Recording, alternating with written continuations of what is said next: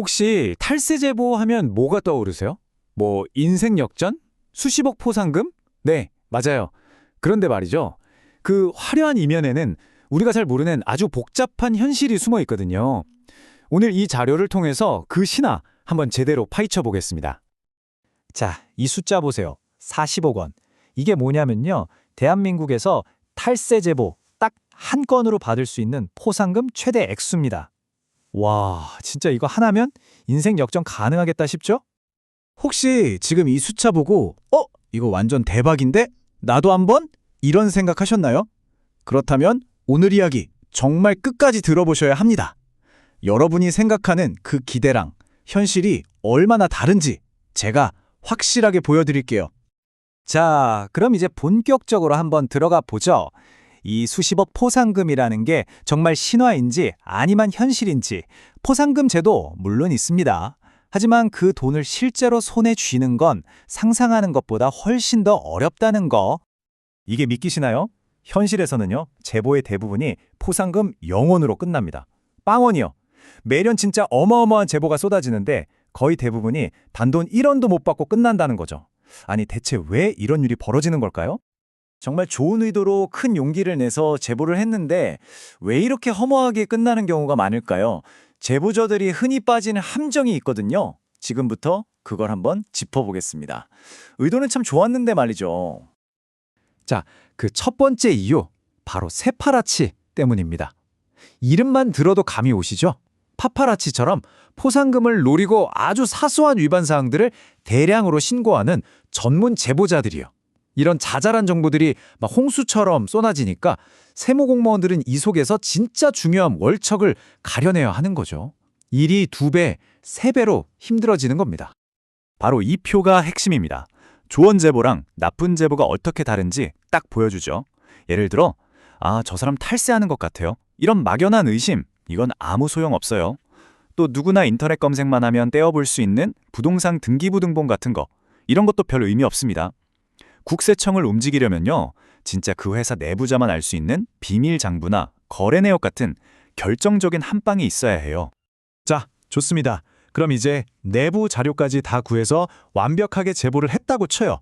그리고 국세청이 조사를 해서 수백억 원의 세금을 추징했어요. 와, 이제 포상금 받을 일만 남았죠? 그런데 이래도 포상금이 0원일 수가 있습니다. 아니, 도대체 왜? 이게 아마 오늘 내용 중에서 가장 황당하고 궁금한 부분일 거예요. 네, 바로 이겁니다. 조사해서 100억 원이나 찾아냈는데 제보자한테는 0원. 이게 어떻게 가능하냐고요? 지금부터 그 결정적인 3가지 이유, 그 험난한 관문들을 하나씩 보여드릴게요. 포상금을 받으려면요, 이 험난한 3단계를 다 통과해야 합니다. 첫째, 타이밍. 내가 제보하기 전에 국세청이 이미 알고 조사 중이었다? 그럼 아쉽지만 끝입니다. 포상금 없어요. 둘째, 징수가 되어야 해요. 세금을 내라고 고지서만 보내면 끝이 아니에요. 그 탈세자가 파산해서 돈을 못 내면 국고에 돈이 안 들어왔으니까 포상금도 없는 겁니다. 마지막으로 규정의 문제.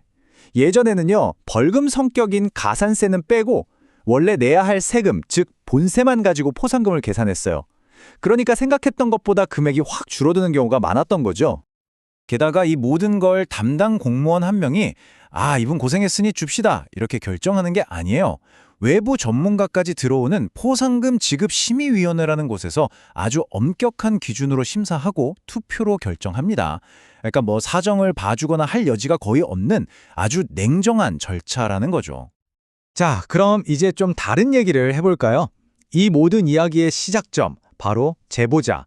이 사람들은 도대체 누구일까요? 그리고 그들의 신분은 정말 안전하게 보호될까요?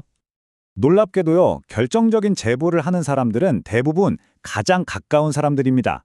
매일 얼굴 보는 회사 동료, 심지어는 가족, 그리고 사업 파트너.